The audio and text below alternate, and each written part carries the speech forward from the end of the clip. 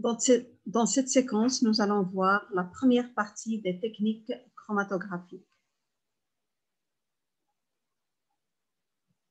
Donc, on peut définir la chromatographie comme une technique d'analyse qui permet la séparation et l'analyse des constituants d'un mélange. Donc ici, on peut faire la séparation de plusieurs constituants et en même temps leur analyse qualitative ou quantitative. Bien sûr, selon ce qu'on appelle un processus chromatographique. C'est-à-dire que les solutés ou les constituants qui se trouvent en solution vont se partager ou se distribuer ou encore se répartir entre deux phases. Une phase mobile et une phase stationnaire. La phase stationnaire, elle est fixée de façon permanente sur la colonne ou sur une surface planaire dans le cas des chromatographies sur papier ou sur couche mince. Dans le cas de la chromatographie sur une colonne capillaire, c'est un long tube très fin, ce qu'on appelle un capillaire. Là, la phase stationnaire, elle est tout simplement placée à l'intérieur sur les parois internes de ce tube ouvert.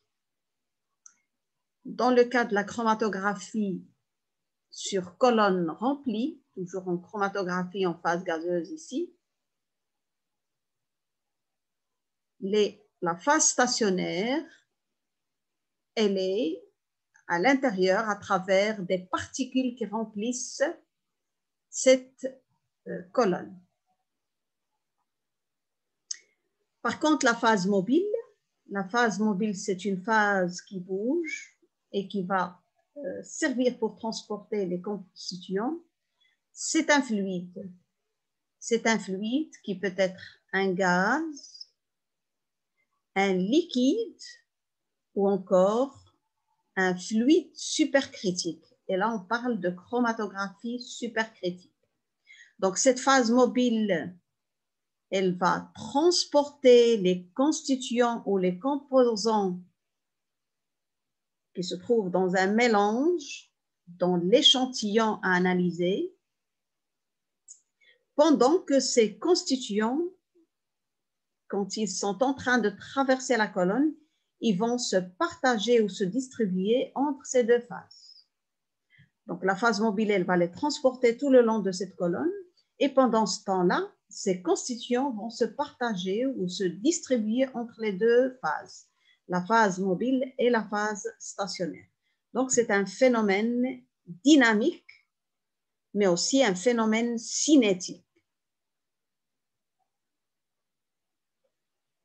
Ces différentes techniques chromatographiques, on peut les classer selon différents critères. On peut les classer selon la nature physique des phases. Est-ce qu'on a une phase liquide ou une phase gazeuse? On parle de la chromatographie en phase gazeuse. C'est-à-dire la phase mobile, c'est un gaz. Ou la chromatographie en phase liquide. Ma phase mobile, c'est un liquide. On peut aussi parler de la nature de la phase stationnaire. Si la phase stationnaire, c'est un liquide, on va parler de chromatographie. Par exemple, la phase mobile, c'est un liquide et la phase stationnaire, c'est un liquide. On peut parler de chromatographie liquide-liquide. Ou encore chromatographie liquide-solide si ma phase stationnaire est solide. Ou gaz-solide si ma phase stationnaire, c'est un solide et ma phase mobile, c'est un gaz. Donc là, c'est uniquement sur base de la nature des phases, que ce soit la phase mobile ou la phase stationnaire. On peut aussi classer les différentes techniques chromatographiques selon le phénomène mis en œuvre, c'est-à-dire pour la séparation. Si on a des phase liquide, c'est-à-dire la phase mobile elle est liquide et la phase stationnaire est liquide, on peut parler de chromatographie de partage. Et les constituants vont se partager entre phase stationnaire et phase mobile. On peut aussi avoir des chromatographies d'adsorption, ça veut dire que les constituants vont s'adsorber sur la phase stationnaire. On peut parler aussi de chromatographie échangeuse d'ions, ça veut dire ma phase stationnaire, c'est un échangeur d'ions. Et mes constituants donc, vont s'échanger entre phase mobile et phase stationnaire selon, bien sûr, leur charge. On peut aussi avoir des techniques de ce qu'on appelle le tamisage moléculaire ou encore la chromatographie d'exclusion. Là, on va les séparer selon les constituants, on va les séparer selon leur taille. Donc là, c'est le phénomène de séparation. Donc, on peut les classer selon le phénomène de séparation. Le dernier type, c'est selon le procédé opératoire. C'est-à-dire selon ce procédé, selon le type de colonne. Est-ce que j'ai une chromatographie sur colonne? J'ai une chromatographie sur papier ou sur couche mince. Donc, dans le cas de la chromatographie sur colonne, on peut parler de chromatographie en phase gazeuse sur colonne, chromatographie en phase liquide sur colonne, et les chromatographies sur papier ou sur couche mince, c'est ce qu'on appelle les chromatographies planaires.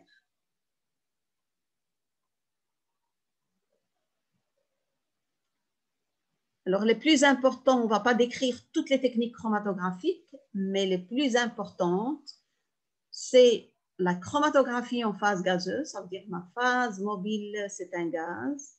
La chromatographie en phase liquide, qui peut être une chromato liquide, ou ce qu'on appelle encore la chromatographie liquide haute performance. C'est une chromato sous pression.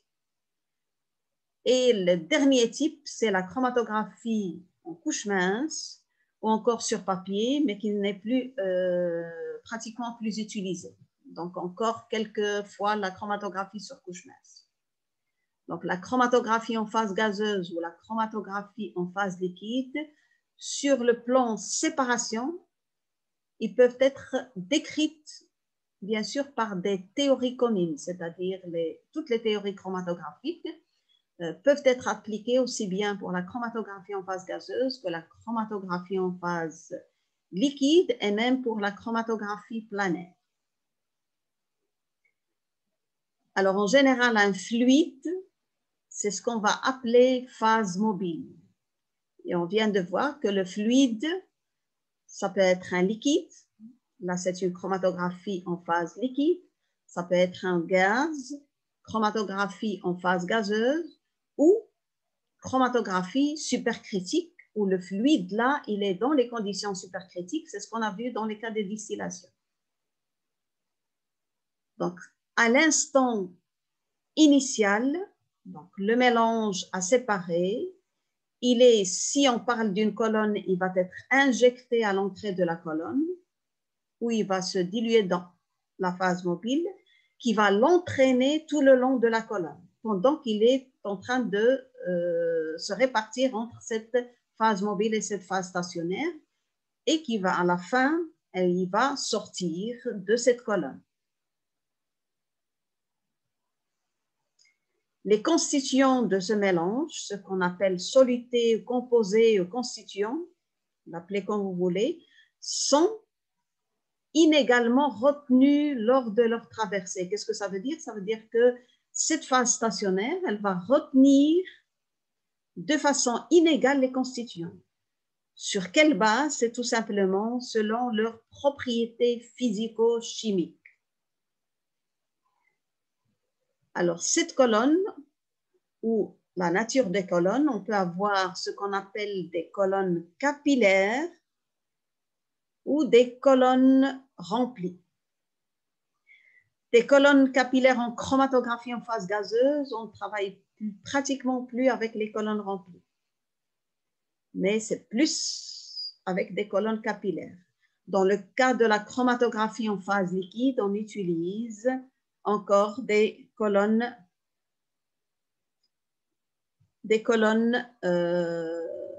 remplies de courte longueur. On va commencer ces différentes techniques par la chromatographie en phase gazeuse. Comme je vous l'ai déjà dit, on ne va pas décrire toutes les techniques chromatographiques, mais les principales techniques qu'on utilise dans le domaine analytique, que ce soit pour la biochimie ou pour la chimie, surtout la chimie organique. Donc, avant d'entamer le cours, ou le processus de séparation, on va d'abord voir à quoi ressemble un appareil qui permet l'analyse chromatographique. Donc, c'est ce qu'on appelle un chromatographe. Alors, dans ce type d'analyse, puisqu'on parle de chromatographie en phase gazeuse, ma phase mobile, c'est un gaz. Donc là, il va se trouver dans une bonbonne de gaz. Et pour qu'il arrive au niveau de mon système chromatographique, là, il doit être sous pression avec ce qu'on appelle des manodétendeurs. Ma phase mobile va arriver au niveau du système chromatographique. Et là, c'est au niveau de l'injecteur. Donc, le premier contact entre l'échantillon et votre système chromatographique, ça se fait au niveau de l'injecteur. Donc, c'est par là qu'on va injecter l'échantillon qui peut se trouver sous forme gazeuse, c'est-à-dire on va injecter les molécules sous forme gazeuse. C'est en général les techniques headspace ou les techniques espace de tête, ou on peut injecter un liquide. Alors, un liquide, puisqu'on parle de chromatographie en phase gazeuse, ma phase mobile, c'est un gaz, elle doit transporter ses constituants. Donc, ils doivent aussi être sous forme d'un gaz. Donc, le rôle de l'injecteur ici, c'est aussi pouvoir injecter l'échantillon, mais transformer, au niveau de l'injecteur, il est chauffé et il va transformer les constituants liquides en composés volatiles pour que mon gaz vecteur puisse les transporter et il va les amener vers l'entrée de la colonne. Alors, la colonne, en général, c'est une chromatographie en phase gazeuse. On va transformer tous les constituants composés volatiles. Donc, ça veut dire qu'ils doivent rester tout le long de leur traversée sous forme volatile. Donc, ici, en général, la colonne chromatographique, elle est placée dans ce qu'on appelle une enceinte thermostatée. C'est tout simplement un four qui peut être à une température constante comme il peut être à une température programmable, c'est-à-dire un gradient de température. Alors, mes constituants vont traverser cette colonne. Pendant qu'ils traversent cette colonne, ils vont se répartir entre la phase mobile et la phase stationnaire. Et puisqu'ils auront des propriétés physico-chimiques différentes, à la fin, on va retrouver des constituants qui vont sortir l'un après l'autre en fonction de leur affinité vers la phase stationnaire. Alors, pour les reconnaître, bien sûr, il faut mettre en place un système de reconnaissance, c'est ce qu'on appelle le détecteur. Donc, le détecteur va reconnaître les constituants au fur et à mesure de leur sortie de colonne et il va transformer la sortie de chaque composé en un tracé.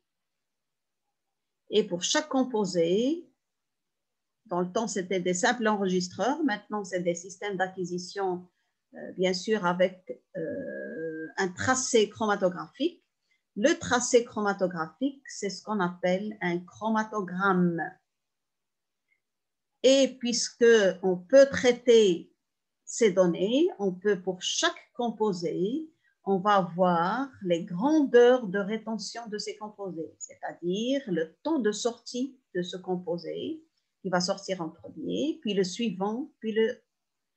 Et en même temps, on va avoir une idée sur sa concentration.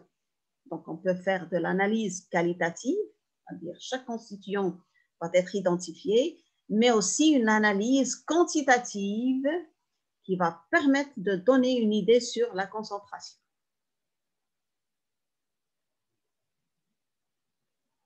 Alors, avant d'aller plus loin, on va définir d'abord ce que c'est qu'une chromatographie sur colonne capillaire et une chromatographie sur colonne remplie.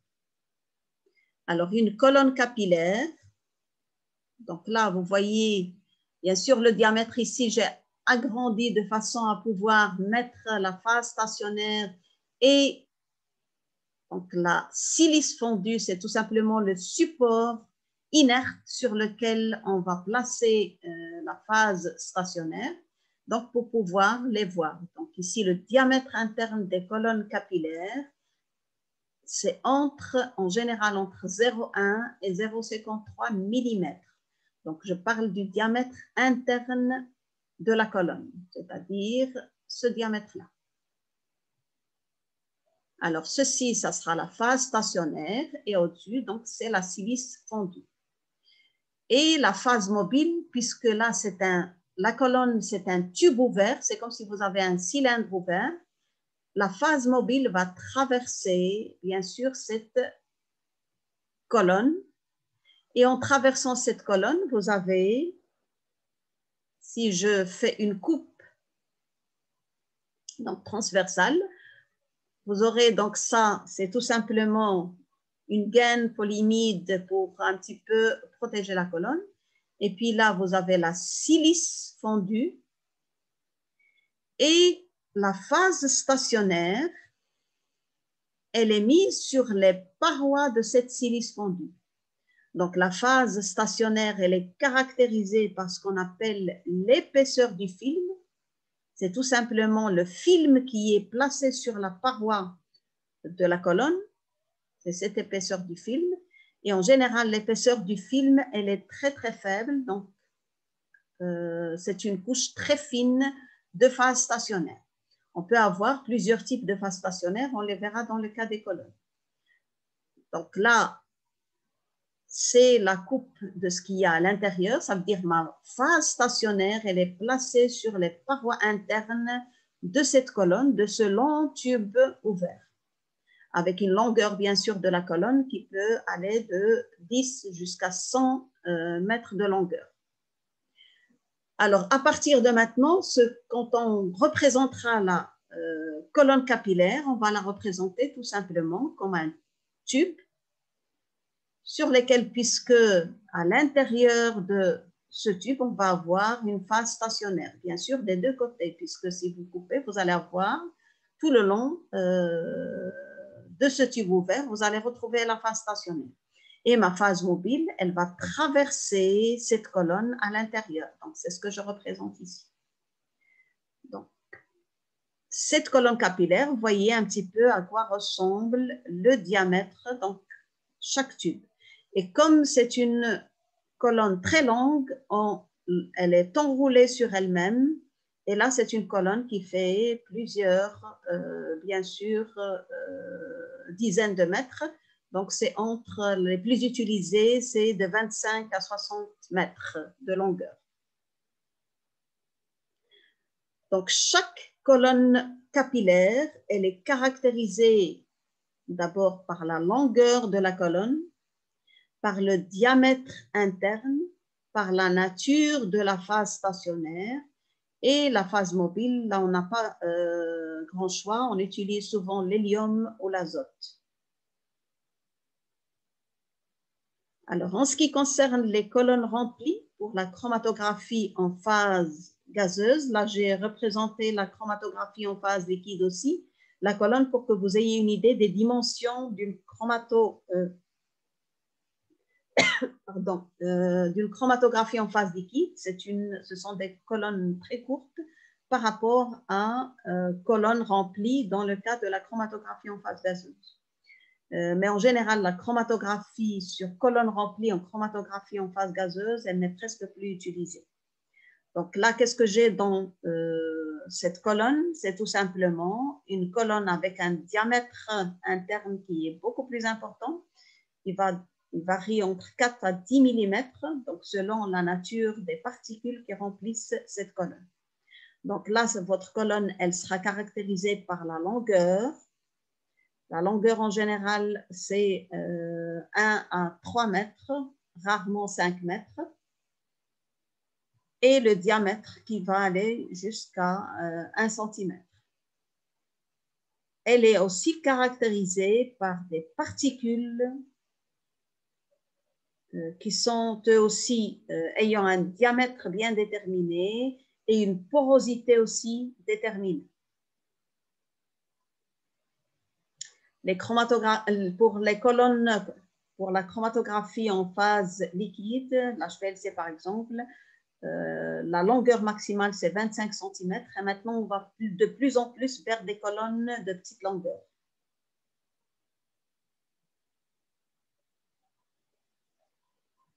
Alors, en ce qui concerne la séparation chromatographique proprement dite, c'est-à-dire quand j'ai une phase stationnaire, une phase mobile, comment se fait cette séparation? Donc là, on va parler de distribution d'un soluté ou de plusieurs solutés entre une phase stationnaire et une phase mobile. On a vu tout à l'heure que le premier contact entre le soluté, c'est l'injecteur. Donc, vous ramenez votre soluté avec une seringue et vous allez l'injecter. Au niveau de l'injecteur, il va se transformer en constituant volatile. Supposons que vous n'avez qu'un seul composé, il va se transformer en constituant volatile. Ou vous avez plusieurs composés, ils vont aussi se transformer en composés volatiles. Là, j'ai pris juste l'exemple de 3 composés. Une fois que vous injectez, au niveau de l'injecteur, on va chauffer de façon à les transformer en composés volatiles. Et le gaz vecteur va les transporter de l'injecteur jusqu'à votre colonne. En général, pour avoir des bonnes séparations, il faut que les connexions entre injecteur et votre colonne et entre, bien sûr, le moment où vous injectez, donc vous devez avoir le moins d'espace possible, c'est-à-dire des connexions rapides entre l'injecteur pour que vous ne perdez pas en résolution et on verra par la suite ce que ça veut dire. Donc ici, on dépose, dès qu'on dépose ou on injecte au niveau de l'injecteur l'échantillon, le gaz va le transporter jusqu'à la colonne. Donc au moment où il le transporte, là, en général, tous les constituants vont arriver au niveau de la colonne et ils vont commencer leur course à partir de là. Alors là, c'est un phénomène dynamique et en même temps cinétique. Pourquoi? Parce que vous avez une phase mobile qui va continuer à traverser la colonne et en même temps, les constituants vont aller vers la phase stationnaire, rester un moment dans la phase stationnaire et puis repartir à nouveau avec la nouvelle portion de la phase mobile qui va arriver. Et selon ce phénomène de distribution entre phase stationnaire et phase mobile, vos constituants vont pouvoir se séparer, c'est-à-dire à la fin de la course, c'est comme si vous avez une course, à la fin de la course, vous aurez une séparation des constituants, même s'ils ont des propriétés proches. Alors, si je place ici, par exemple, un système de reconnaissance, donc là, c'est votre colonne, à la sortie de votre colonne, si vous mettez un système de récupération, un système de reconnaissance de vos constituants, vous pouvez voir quels sont les composés qui vont arriver en premier et les composés qui vont arriver en dernier. Sachant que quand je représente, par exemple, cette bille-là verte, c'est un constituant, mais comme ce qu'on a vu avant, un constituant, il se trouve en solution. Donc, ça veut dire, quand vous injectez une quantité, vous injectez un volume, il contient une concentration de ce composé. Là, vous n'aurez pas, selon bien sûr la concentration, vous n'aurez pas une seule molécule, mais plusieurs milliers de molécules qui auront cette couleur verte, c'est-à-dire qui correspondent à ce composé. Et ces molécules vont se répartir donc, entre la phase mobile et la phase stationnaire, et ainsi de suite. Donc, si je place un système de reconnaissance et un système de détection, je peux voir comment mes molécules vont passer à travers la colonne. Par exemple, là, je vais avoir la première, elle a fait son chemin, la deuxième, et puis la troisième, le troisième composé qui va sortir. Ceci, c'est un phénomène très simplifié. Mais pendant que mon composé, par exemple, vert est en train de traverser, un autre va arriver, et ainsi de suite. Donc là, c'est tout simplement, de façon très simplifiée pour vous expliquer un petit peu la distribution entre la phase stationnaire et la phase mobile.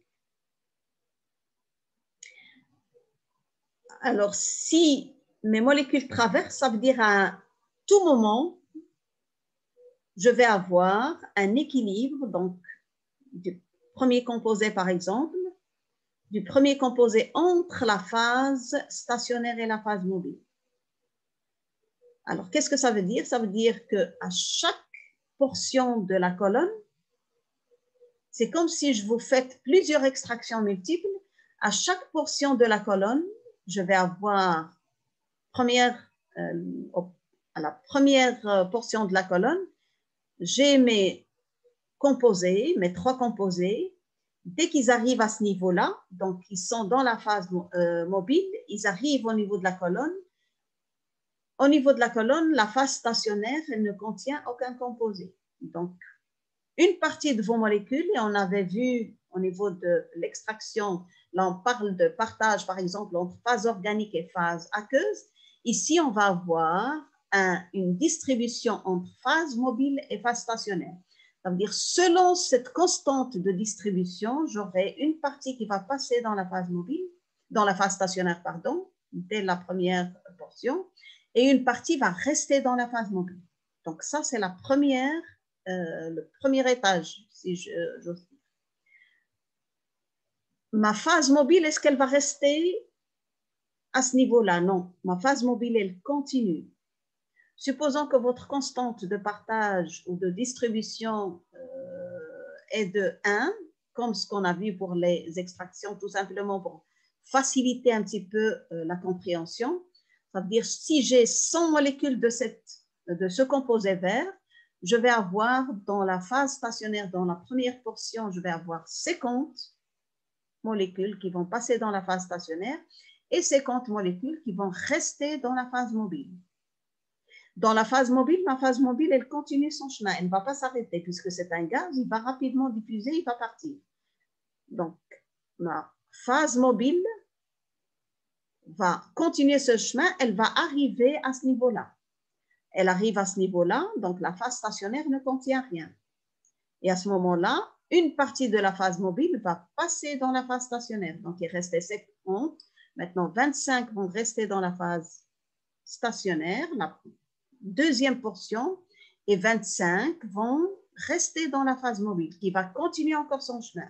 Mais pendant ce temps-là, puisque j'ai un phénomène dynamique, j'ai ma phase mobile qui va continuer. Donc, j'ai une nouvelle portion de la phase mobile qui va arriver à la première tranche de ma colonne.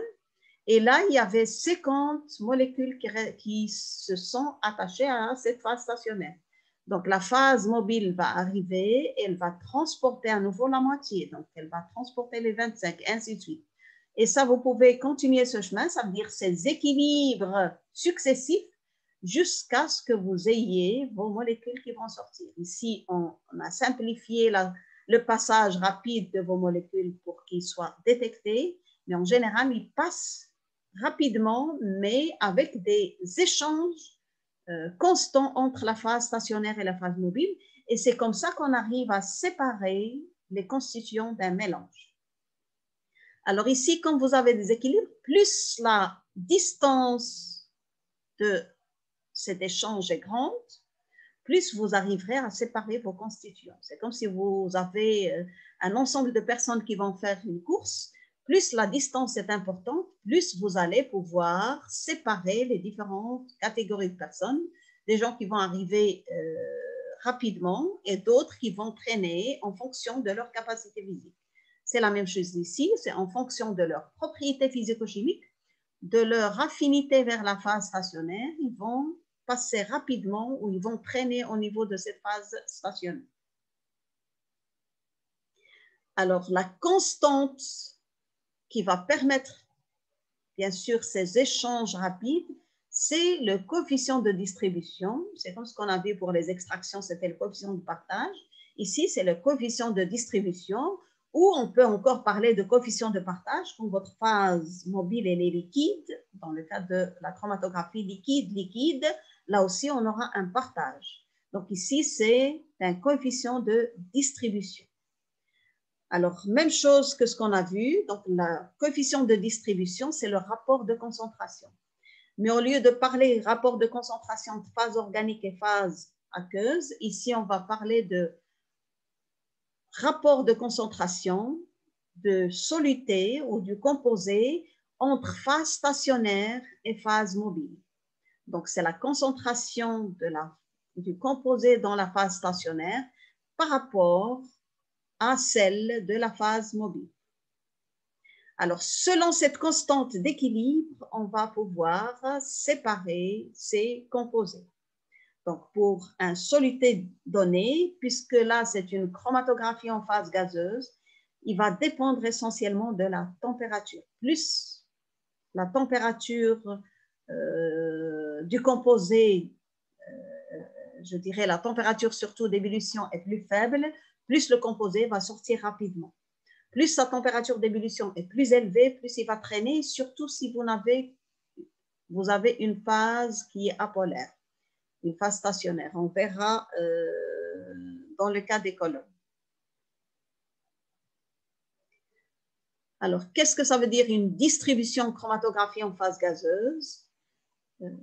Là, j'ai repris la phase stationnaire comme une phase liquide parce que la plus utilisée, ce sont des phases liquides. Ce qu'on utilise souvent au labo, c'est une phase liquide. C'est pour ça que j'ai remis, mais en général, c'est la concentration en phase stationnaire qui peut être liquide comme elle peut être solide ou poreuse, pardon. Mais en général, celle qui est très utilisée, c'est la liquide, c'est la phase stationnaire liquide. Sur la concentration dans la phase mobile, bien sûr, ici, on parle de chromatographie en phase gazeuse, donc la phase mobile, c'est un gaz. Alors, si je définis ce que c'est qu'une concentration, c'est comme ce qu'on a vu au niveau des extractions, c'est la quantité, bien sûr, par rapport au volume. Donc, la quantité du soluté dans la phase stationnaire par rapport au volume de la phase stationnaire. Et sur la concentration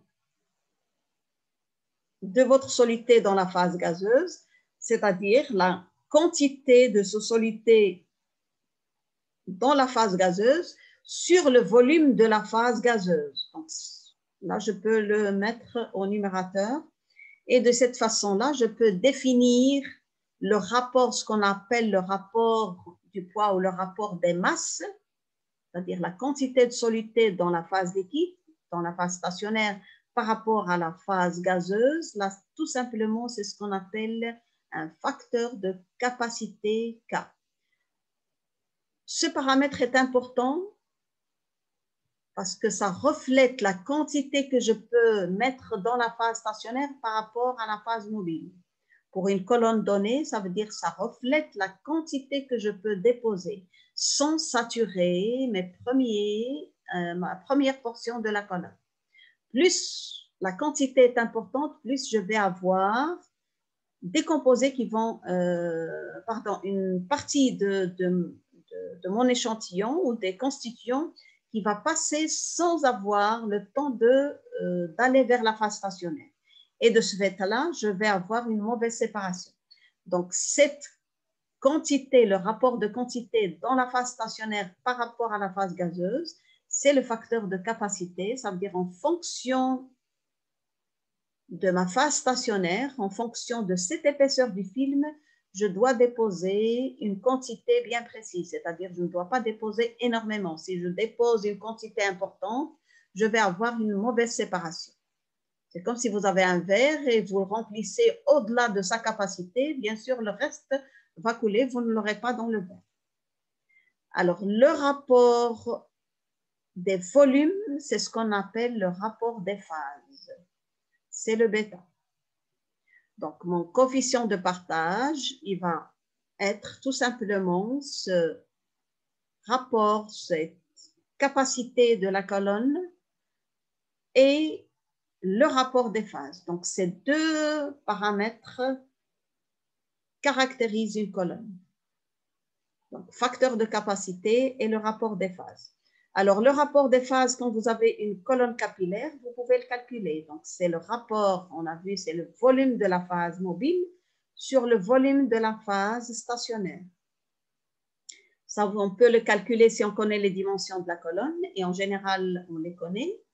Donc, le volume de la phase stationnaire, c'est tout simplement le volume correspondant à ceci.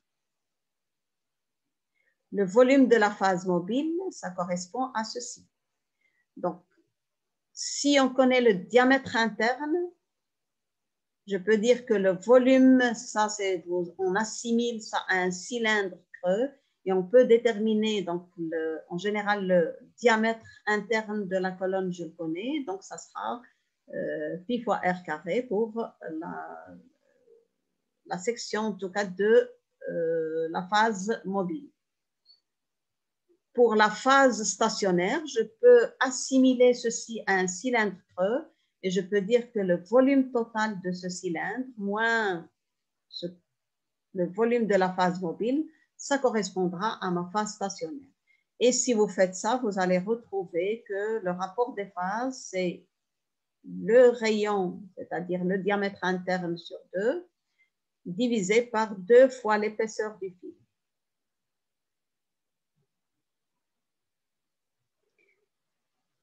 Alors, pour comparer des colonnes, on parle de ce qu'on appelle l'efficacité de la colonne. Qu'est-ce que ça veut dire l'efficacité de la colonne?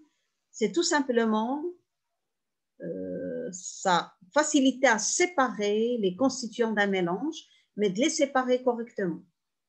Donc, les séparer correctement, c'est comme si vous faites une extraction. Plus vous augmentez le nombre d'extractions, plus vous allez avoir, je dirais, un bon rendement.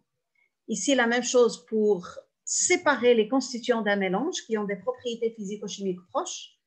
Il suffit d'augmenter ce nombre d'échanges entre phase mobile et phase stationnaire. Et là, on assimile ça, c'est comme si on a une colonne avec plusieurs étages. Et à chaque étage, on va avoir un équilibre. Donc, cette portion de la colonne où s'établit l'équilibre, c'est ce qu'on appelle la hauteur équivalente à un plateau théorique. Là, on assimile un petit peu ces plateaux-là ou ces étages comme des plateaux théoriques par rapport à la distillation. Mais par la suite, on s'est rendu compte que ce n'est pas vraiment les mêmes phénomènes qui sont mis en jeu par rapport à la distillation. Donc, là,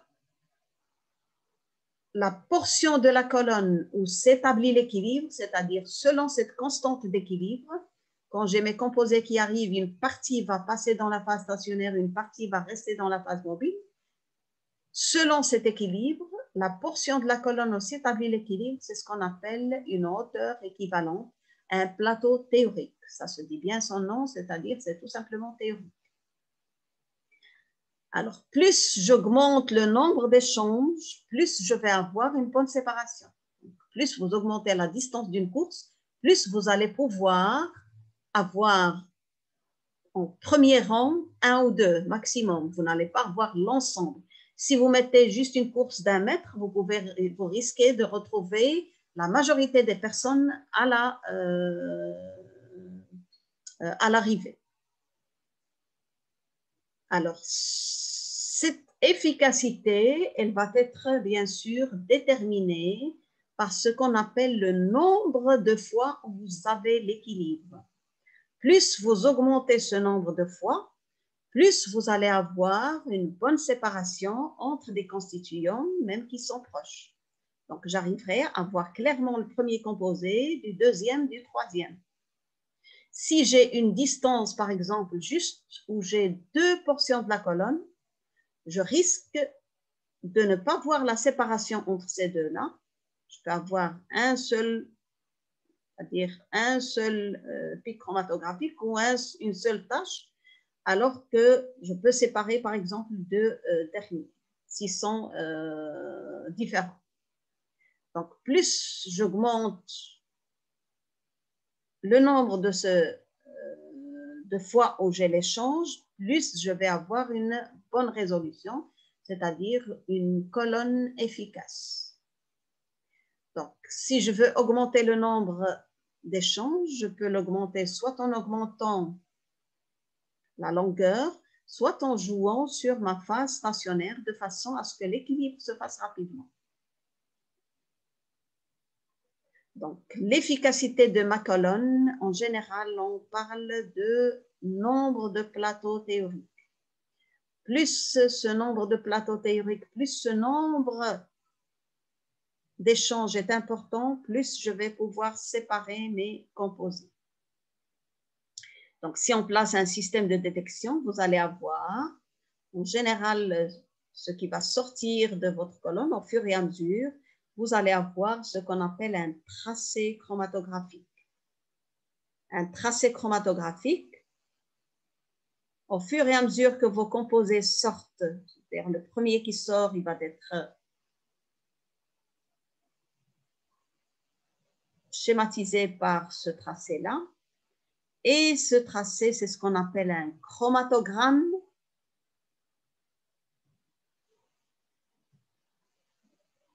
Et ce tracé correspond à ce qu'on appelle un pic chromatographique.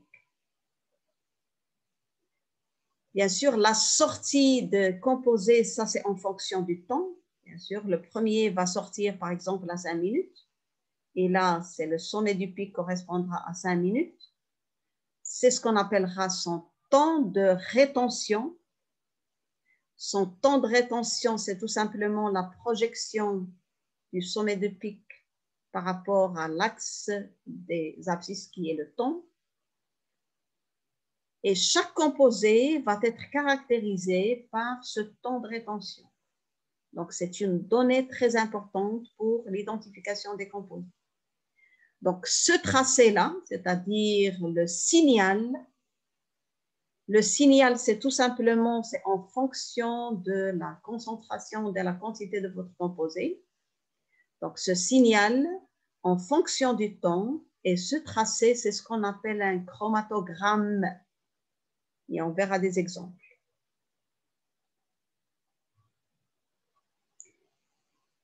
Chaque tracé chromatographique, c'est-à-dire chaque pic chromatographique, il va être caractérisé par ce qu'on appelle la largeur du pic ou l'élargissement du pic. Plus ce pic est large, c'est-à-dire plus, supposons que vous avez un pic très large, il va faire tout ceci. Là, il va masquer le deuxième composé, vous n'aurez pas une bonne séparation. Ça veut dire plus les pics sont fins, plus cet élargissement est faible, plus vous aurez une meilleure séparation. Donc, ceci, je peux augmenter le nombre de plateaux théoriques pour avoir des pics plus fins, ou je peux jouer sur les phénomènes cinétiques. On verra par la suite comment on peut améliorer la séparation. Donc, on retient que quand les composés traversent la colonne, ils sont entraînés par la phase mobile et à chaque portion de la colonne, je vais avoir un échange entre phase mobile et phase stationnaire. Et ils vont être retenus par la phase stationnaire à un moment, donc ils vont être retenus par la première portion, puis ils vont passer dans la phase mobile, arriver à la deuxième, ils vont être retenus davantage, et ainsi de suite jusqu'au moment où ils vont atteindre la sortie. Et quand ils arrivent à la sortie, ils vont être détectés et aussi quantifiés en fonction de leur concentration, bien sûr, c'est-à-dire cette hauteur, elle va être caractérisée par la concentration du composé. Et ce qui est important pour la résolution, pour la séparation de mes constituants, c'est cet élargissement du pic. cet élargissement, ça va refléter en quelque sorte cette hauteur équivalente à un plateau théorique.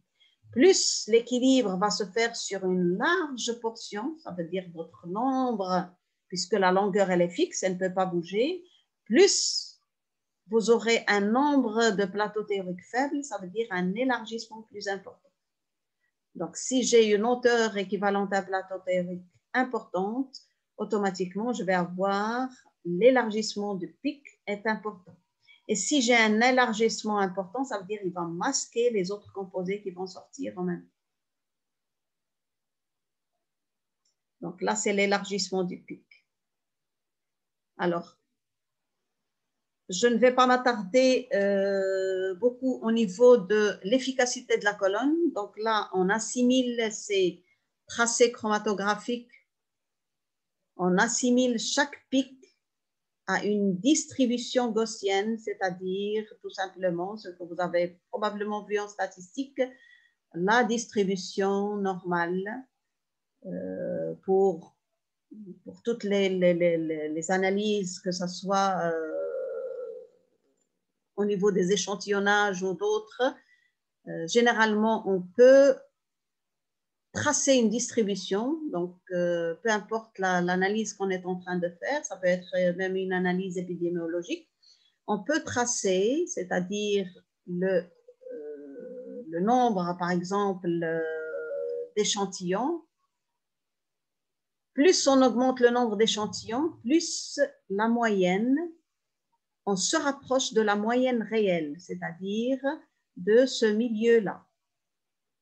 Et plus le nombre d'échantillons est faible, plus on va avoir une distribution comme ça et on va s'éloigner davantage de cette moyenne. Donc, c'est pour ça ici, comme on assimile la sortie des composés à une distribution gaussienne, on peut utiliser les paramètres d'une distribution gaussienne, c'est-à-dire tout simplement le nombre de fois où se fait l'échange, c'est-à-dire la hauteur, ça reflète un petit peu la hauteur de mon pic chromatographique. Plus j'augmente cette hauteur, plus je vais me rapprocher de la moyenne. Et si j'utilise une distribution gaussienne, ça veut dire que je peux utiliser tous les paramètres. Je peux dire que l'élargissement ici, ça ne va pas jusque-là, c'était juste pour simplifier. Mais en général, on trace les tangentes du pic chromatographique et à 13,5% à peu près. Donc là, on peut calculer l'élargissement du pic, ce oméga, donc qui est l'élargissement du pic. Alors, cet élargissement du pic, si on tient compte de la distribution gaussienne, c'est 4 fois cet écart-type et 2,54 fois l'élargissement à mi-hauteur. Alors, en général, si on tient compte aussi, ça veut dire que l'écart-type par rapport à la hauteur du pic, par rapport à la hauteur de cette distribution, c'est à 60,6%. Donc, c'est-à-dire si j'ai une hauteur de 100 à 60,6, je vais déterminer l'élargissement. Et en général, pour l'élargissement à la base, c'est-à-dire 4 fois l'écart-type, qu'est-ce que ça veut dire? Ça veut dire, là, j'ai à peu près 95% de chances que mon temps de rétention, c'est le temps, puisque là, c'est le temps de rétention.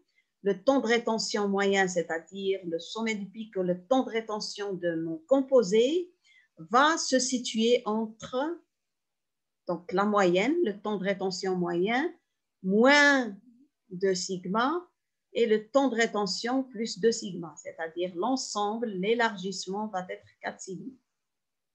Alors, en général, ce qu'il faut retenir au niveau par rapport à la distribution gaussienne, c'est tout simplement quelles sont les caractéristiques de ce pic chromatographique. Les caractéristiques les plus importantes, c'est l'élargissement de ce pic. L'élargissement, on peut travailler avec l'élargissement à la base, qui est 4 fois l'écart-type, ou l'élargissement à mi-hauteur, c'est-à-dire à H sur 2, ou tout simplement la déviation standard ou l'écart type qui est mesuré à 60,6%. Donc, si on tient compte de ce qu'on a vu tout à l'heure, le nombre de fois où j'ai l'équilibre, si j'utilise la distribution gaussienne, je peux dire que c'est le temps de rétention sur l'écart type au carré, l'ensemble au carré. Alors, deux paramètres sont importants. On peut travailler avec ce qu'on appelle le temps de rétention. Qu'est-ce que ça veut dire le temps de rétention? C'est depuis l'injection de mon composé. On a vu tout à l'heure que vous injectez, puis les composés s'évaporent et puis ils arrivent au niveau de la colonne et ils traversent toute la colonne en s'échangeant entre phase stationnaire et phase mobile jusqu'à la sortie. Donc, le temps de rétention, c'est depuis l'injection, depuis le moment où j'injecte, jusqu'au moment où je le vois au niveau de mon système chromatographique, il va sortir. C'est-à-dire, si je place un système de reconnaissance, le composé va sortir. Ça, c'est le temps de rétention. Alors, en chromatographie, on parle aussi de ce qu'on appelle le temps de rétention réduit. Qu'est-ce que ça veut dire le temps de rétention réduit? C'est tout simplement le temps qu'il va mettre dans la phase stationnaire. Alors, si je reprends un petit peu, j'imagine ma colonne, mon composé, il va, depuis le début de l'injection jusqu'à la sortie, il va passer un temps, ce qu'on appelle le temps de rétention. Mais le temps juste qui reste dans la colonne, ça sera le temps de rétention moins le temps qu'il va faire juste pour traverser la colonne. Et ce temps juste pour traverser la colonne sans aucun échange, c'est ce qu'on appelle le temps mort. Le temps mort, ça correspond à une substance, c'est-à-dire le temps de sortie d'une substance qui n'a aucune affinité pour la phase stationnaire. En général, dans le temps, ils le mesuraient par le pic de l'air, c'est-à-dire quand ils utilisaient un système de détection, le catharomètre, le pic de l'air, il était visible au niveau du catharomètre. Pour maintenant les systèmes chromatographiques, surtout avec un détecteur FID, on considère que le méthane peut être comme substance non retenue et on peut déterminer ce temps mort, c'est-à-dire juste le temps que met mes composés pour sortir du début jusqu'à la fin, sinon aucune affinité vers la phase stationnaire. Et de cette façon-là, je peux déterminer le temps de rétention réduit, c'est-à-dire c'est ce temps de rétention, reflète le temps qui va passer dans la phase stationnaire. Parce que si vous injectez, une partie du temps, il va le passer dans la phase mobile et une partie du temps dans la phase stationnaire. Donc, le temps qu'il va mettre dans cette phase stationnaire, c'est le temps de rétention réduit. C'est le temps depuis l'injection jusqu'à la sortie et on déduit le temps qu'il va faire juste pour traverser la colonne. Alors là, c'est juste, si on utilise les grandeurs, bien sûr, d'une distribution gaussienne, l'élargissement à la base, ça correspond à 4 sigma. Alors, on peut parler de nombre de plateaux théoriques comme on peut parler du nombre de plateaux théoriques effectifs, c'est-à-dire qui est réel. C'est-à-dire là, on utilise le temps de rétention, mais on surestime un petit peu puisqu'il y a une partie où il ne fait que traverser la colonne. Le nombre de plateaux théoriques effectifs, là, on va utiliser plutôt le temps de rétention réduit, c'est-à-dire par rapport à la rétention réelle par la phase stationnaire. Et là, 16 fois le temps de rétention réduit, c'est tout simplement sigma, vous la remplacez par sa valeur, c'est l'élargissement à la base, c'est oméga sur 4.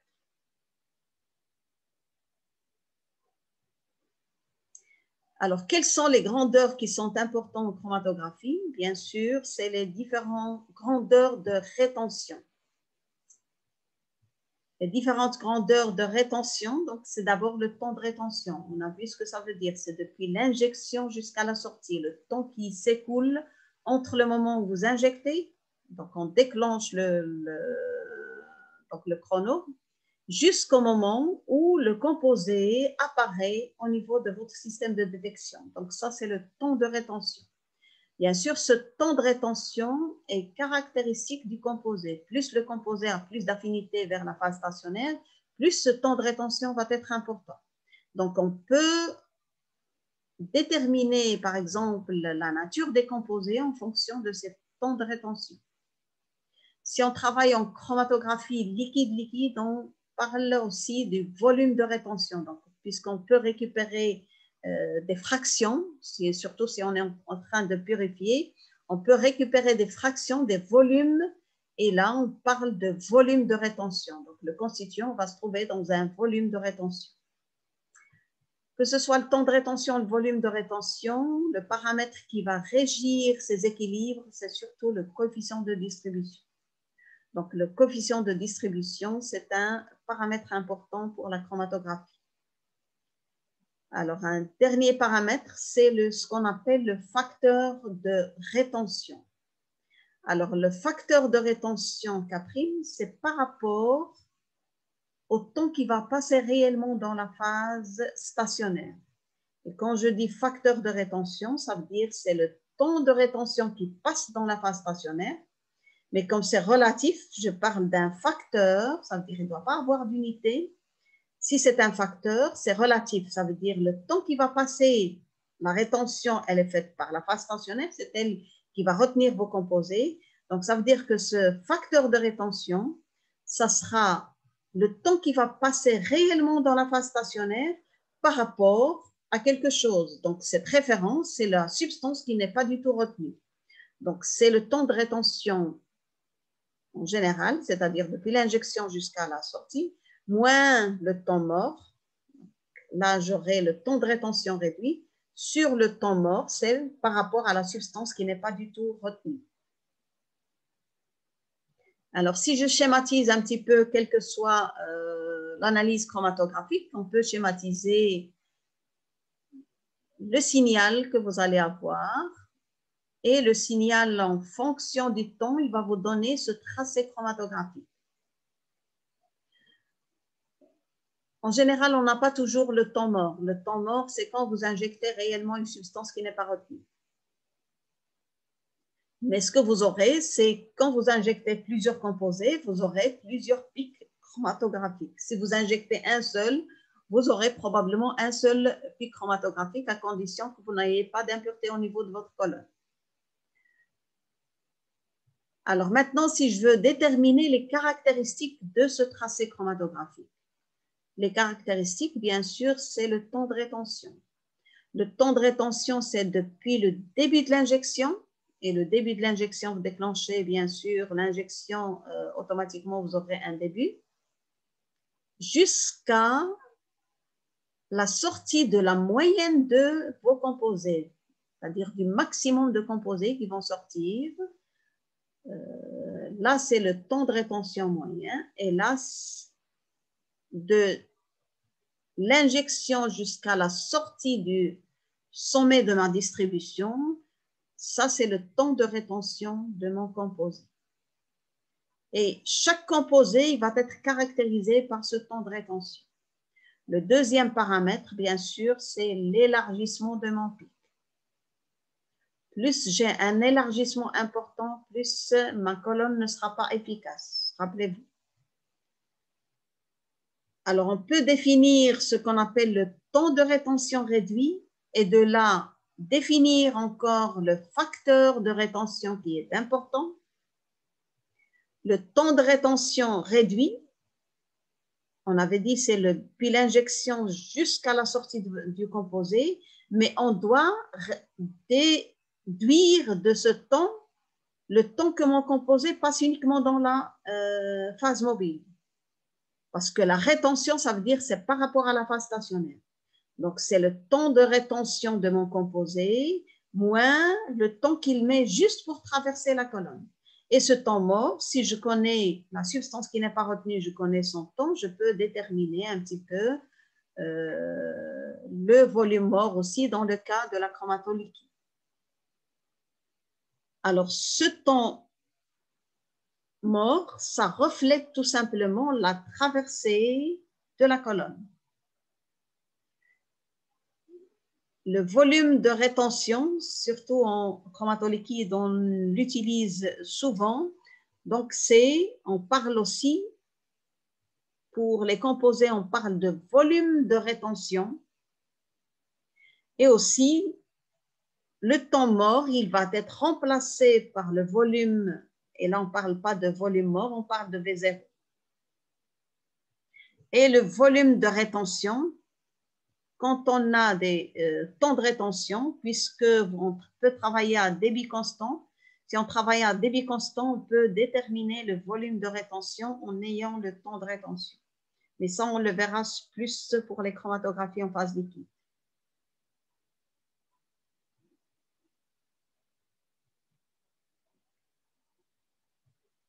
Alors, on sait que ce qu'on a vu jusque-là, on a vu que le coefficient de partage, c'est la concentration dans la phase stationnaire.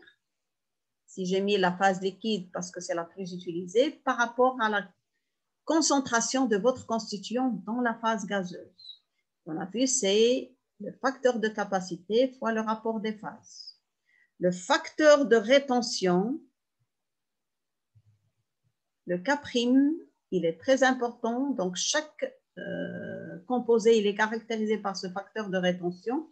Et ce facteur de rétention, ça va vous donner une idée sur les constituants. Est-ce qu'ils vont être plus retenus ou moins retenus par votre phase stationnaire? Alors, on avait dit, puisque c'est un facteur, il ne doit pas avoir d'unité, ça veut dire que c'est un rapport de temps. C'est le temps de rétention de mon composé, puisque la rétention, c'est dans la phase stationnaire, c'est-à-dire c'est le temps qu'il va mettre uniquement dans la phase stationnaire. Et le temps qu'il va mettre dans la phase stationnaire, c'est le temps de rétention réduit, c'est-à-dire le temps de rétention moins le temps mort. Sur le temps par rapport à quelque chose qui n'est pas retenu, c'est-à-dire par rapport au temps de rétention. Le temps de rétention d'une substance non retenue, c'est le temps mort. Alors, la capacité de la colonne à retenir un composé, donc, bien sûr, ce facteur de rétention va dépendre de ça. De l'affinité aussi d'un composé pour la phase stationnaire. Plus mon composé retenu par la phase stationnaire, plus ce facteur de rétention va être élevé. Et il va être, bien sûr, il ne va pas dépendre du débit de la phase mobile. Donc, il ne va pas dépendre du débit ni des dimensions de la colonne.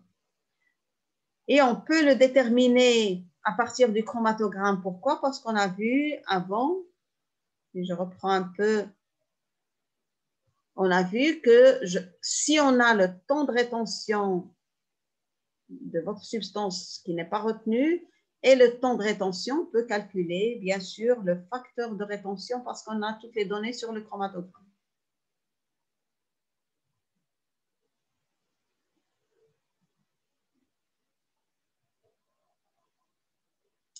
Un autre paramètre qui est très important, c'est ce qu'on appelle le facteur de sélectivité. Qu'est-ce que ça veut dire? Ça veut dire tout simplement un facteur qui va nous permettre d'avoir une idée, est-ce que la colonne va être sélective, c'est-à-dire elle va reconnaître différemment les composés. Et si elle va les reconnaître différemment, ça veut dire qu'elle va les séparer correctement. J'ai 3 composés, ça veut dire que je vais avoir un tracé de 3 composés. Ça veut dire qu'elle va faire la distinction entre le premier, le deuxième et le troisième, et elle va me donner un tracé chromatographique qui correspond à ces 3 composés. Une colonne qui ne sera pas sélective, je vais avoir, au lieu de 3 composés, je vais avoir un seul pic, c'est-à-dire où j'aurai l'ensemble des composés qui vont sortir en même temps. Elle ne va faire aucune distinction. Ou je vais avoir, par exemple, 2 pics, ça veut dire un composé, il est bien séparé, et 2 autres, ils ne sont pas bien séparés. Donc, le facteur de séparation, le facteur de sélectivité, c'est tout simplement la façon dont ma colonne va séparer les constituants. Est-ce qu'elle va reconnaître différemment ces constituants? Donc, ce alpha, ce facteur de séparation, c'est-à-dire c'est le rapport des grandeurs de rétention. Je peux travailler là j'ai oublié un paramètre, c'est aussi le temps de rétention du composé B sur le temps de rétention du composé A. Donc, alpha, ça peut être le rapport des facteurs de rétention, pardon. Ça peut être le rapport des coefficients de distribution, ça peut être le rapport des temps de rétention réduits ou le rapport des temps de rétention que j'ai oublié de mettre ici. Donc, le rapport des grandeurs de rétention, donc c'est alpha. Alors, qu'est-ce que ça veut dire? Ça veut dire tout simplement que alpha, il va toujours être supérieur à 1. Pourquoi? Parce que c'est toujours le temps de rétention, par exemple, du deuxième composé par rapport au premier. Du composé B par rapport au A, c'est-à-dire le temps de rétention du deuxième composé qui va sortir par rapport au premier. Comme le deuxième composé arrive en second, c'est-à-dire il va sortir après le premier, donc mon alpha va être toujours supérieur à 1. Donc, alpha, c'est l'aptitude ou la capacité d'un système chromatographique à séparer deux composés. Et le système chromatographique, là où se fait réellement la séparation, c'est la colonne. Donc, c'est la capacité de cette colonne à séparer deux constituants qui sont proches. Parce que quand je parle du premier et du deuxième, les deux composés sont proches. Donc, c'est l'un après l'autre. C'est le second composé qui va arriver. Alors, si maintenant alpha est égal à 1, qu'est-ce que ça veut dire? Alpha égal à 1, ça veut dire le temps de rétention réduit du deuxième va être identique au premier, ou les temps de rétention vont être identiques. Si mes temps de rétention vont être identiques, ça veut dire que ma colonne ne fait aucune distinction entre le premier et le deuxième. Et à ce moment-là, au lieu d'avoir deux pics chromatographiques, je vais avoir un seul. Donc, je n'aurai pas la différence entre les différents composés. Donc là, et à partir de là, on peut définir ce qu'on appelle la résolution. La résolution en chromatographie, qu'est-ce que ça veut dire? Ça veut dire que ma colonne fait la distinction déjà entre deux composés voisins. Alors, résolution d'un problème, ça veut dire que je trouve une solution. C'est la même chose en chromatographie. La solution en chromatographie, c'est que quand vous ayez 100 composés, vous devez avoir 100 pics chromatographiques. Vous avez deux composés, vous devez avoir deux pics chromatographiques. Et en général, la résolution, elle va se calculer entre deux pics voisins, c'est-à-dire le premier pic et le deuxième qui va arriver. Donc, entre les deux pics voisins. Alors, comment on peut définir que ma colonne va séparer ses composés? D'abord, mes composés sont caractérisés par le temps de rétention. Donc, s'ils ont deux temps de rétention différents, je peux dire que là, oui, elle arrive à séparer mes composés. Mais est-ce que je dois tenir compte uniquement des temps de rétention? On va le voir ici. Donc, si vous tenez compte uniquement des temps de rétention, je peux avoir juste pour que vous voyez un peu plus. Donc, si je tiens compte uniquement des temps de rétention, je peux dire ici, le temps de rétention de mon deuxième composé, il est très différent du premier. Donc, logiquement, si je dois tenir compte des temps de rétention, ça veut dire pour pouvoir dire que mes composés sont séparés, je dois regarder la différence entre mes deux temps de rétention. Ça, c'est le temps de rétention du premier composé. Le temps de rétention, il est là, c'est par rapport au sommet du pic. Le temps de rétention du deuxième composé, c'est là. Si je fais la différence, ça veut dire que la différence des temps de rétention, elle va être différente de 0. Donc, je ne vais pas avoir les mêmes temps de rétention. Mais est-ce que je vais tenir compte uniquement de cette différence? Non, parce que supposons que j'ai un pic très large. J'ai un pic, par exemple ici, il arrive jusque là. Et puis j'ai juste une petite bosse ici et j'arrive au deuxième pic. Là, je n'ai aucune séparation. Si je trace ceci, je fais ça, puis j'ai un petit peu là, je ne vais pas avoir une bonne séparation de mes constituants. Donc, mes deux composés ne sont pas bien séparés. Mais les temps, si je regarde les temps de rétention, là, ils sont, effectivement, ils ont deux temps de rétention différents. Mais ce qui a changé, c'est l'élargissement du pic. Supposons que mon premier pic arrive jusque-là et que le deuxième pic, et il n'arrive pas au bout, donc pas à la ligne de base, il arrive juste ici, puis le deuxième arrive. Là, je ne vais pas avoir une bonne séparation et on va voir par la suite pourquoi. Donc, je vais tenir compte pour une résolution, on doit tenir compte à la fois de cette différence de temps de rétention, mais aussi de l'élargissement moyen, c'est-à-dire les deux pics qui arrivent l'un après l'autre. Je ne vais pas avoir le même élargissement, surtout quand il s'agit de la chromatographie en phase liquide. Donc, je vais utiliser plutôt la moyenne d'élargissement, c'est-à-dire l'élargissement à la base 1 plus l'élargissement à la base du deuxième composé sur 2. Et de cette façon-là, je peux dire que si ma résolution, si j'arrive jusque-là, c'est-à-dire jusqu'à la ligne de base, je peux avoir une bonne résolution. Donc, ça veut dire que je vais tenir compte à la fois des temps de rétention, de la différence des temps de rétention.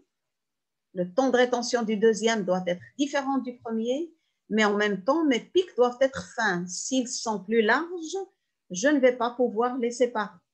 Donc, je dois tenir compte à la fois de cette différence des temps de rétention et de l'élargissement des deux pics. Alors là, ce sera le temps de rétention, la différence des temps de rétention sur la moyenne, c'est-à-dire l'élargissement moyen. L'élargissement moyen, en chromatographie en phase gazeuse, en général, l'élargissement de deux pics voisins sont pratiquement identiques. Donc, je peux dire, c'est tout simplement ma résolution, c'est la variation des temps de rétention sur l'élargissement à la base d'un des deux pics, puisqu'ils sont proches. Dans la chromatoliquide, on est obligé d'utiliser l'élargissement moyen, c'est-à dire l'élargissement à la base 1 plus l'élargissement à la base du deuxième composé sur 2. C'est pour ça que vous voyez le 2 qui arrive ici. Donc, ça vient tout simplement de la moyenne. Alors, quand est-ce que je peux avoir une bonne résolution? Bien sûr, si vous calculez jusqu'à ce que vous ayez, bien sûr, ici, le retour à la ligne de base, en général, on parle d'une résolution est égale à 1,5. Ça veut dire que la différence entre mes temps de rétention doit être égale à 6 sigma. Pourquoi? Parce que ici, si je prends l'élargissement à la base, c'est oméga, c'est 4 sigma. Et pour que j'ai une différence, c'est-à-dire la moitié, donc mon pic ne chevauche pas, ça veut dire si chevauche, je vais avoir ça. Pour que mon pic ne chevauche pas, je dois avoir le retour à la ligne de base et puis le deuxième pic qui va arriver. Donc, au moins, je dois avoir les 4 sigma et le temps de rétention du deuxième, ça doit être la moitié, c'est-à-dire là. Donc, je vais avoir le deuxième pic qui arrive là. Et la moitié, je vous prenais 2 sigma plus 4 sigma, ça fait 6 sigma. Donc, ça veut dire la différence entre mes deux temps de rétention doit être minimum de 6 sigma. Si vous remplacez la différence des temps de rétention par 6 sigma et l'élargissement à la base en chromatographie, c'est la moyenne des deux, donc ça veut dire c'est 4 sigma pour le premier, 4 sigma sur 2. Donc là, vous aurez 4 sigma. Donc 6 sigma sur 4 sigma, ça vous donne 1,5. Et c'est pour ça qu'on parle d'une bonne résolution quand la résolution est supérieure ou égale à 1,5. 1,5, ça veut dire tout simplement, je dois avoir une différence des temps de rétention de 6 sigma. C'est le temps de rétention ici, c'est 4 sigma. Il faut au moins que j'ai 4 sigma de façon à ce que le deuxième composé ne chevauche pas avec le premier. Alors, si on tient compte, donc, en général, la résolution, on peut la calculer à partir du chromatogramme, on peut la déterminer. Mais quand on veut un petit peu optimiser un système chromatographique, il faut qu'on sache quels sont les paramètres qui influencent cette résolution. Alors, pour mettre en évidence tous les paramètres qui influencent cette relation, donc c'est la relation de Prunel. Donc, c'est cette relation-là. Mais cette relation, elle découle de cette formule, c'est-à-dire de la variation des temps de rétention sur l'élargissement moyen à la base, en remplaçant tout simplement alpha, le facteur de sélectivité, par le rapport des temps de rétention, et c'est toujours le temps de rétention du deuxième pic par rapport au premier, on l'a vu, c'est un rapport des temps de rétention, des facteurs de rétention en général, c'est toujours comparer le deuxième par rapport au premier. En général, le nombre de plateaux théoriques, quand on veut le calculer pour une colonne, quand on a 3 pics qui sortent, c'est le troisième pic avec lequel je vais calculer ce nombre de plateaux théoriques. C'est toujours le dernier pic parce que c'est le pic où vous aurez l'élargissement le plus élevé. Ici, comme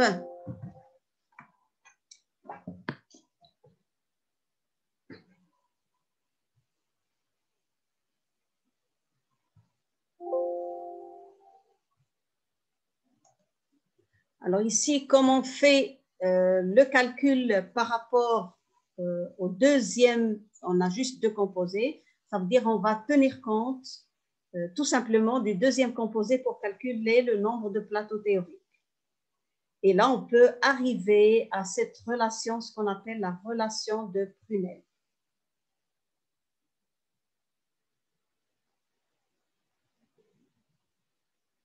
Alors, le pouvoir de séparation donc d'une colonne, il va dépendre en quelque sorte de cette phase stationnaire, c'est-à-dire de la solubilité dans la phase stationnaire.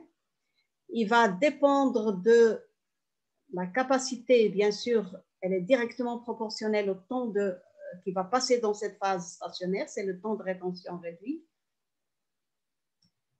Donc, mon facteur de rétention, on l'a vu, c'est le temps qui va passer réellement dans cette phase stationnaire par rapport au temps d'une substance qui n'est pas du tout retenue, c'est-à-dire par rapport au temps mort. Et pour comparer, quand on a deux colonnes, je peux comparer aussi bien ce qu'on appelle la hauteur équivalente à un plateau théorique, ce qu'on a vu déjà, c'est-à-dire tout simplement la longueur sur le nombre de plateaux théoriques. On peut parler de la hauteur équivalente à un plateau théorique effectif. Dans ce cas-là, on utilise le nombre de plateaux théoriques effectifs.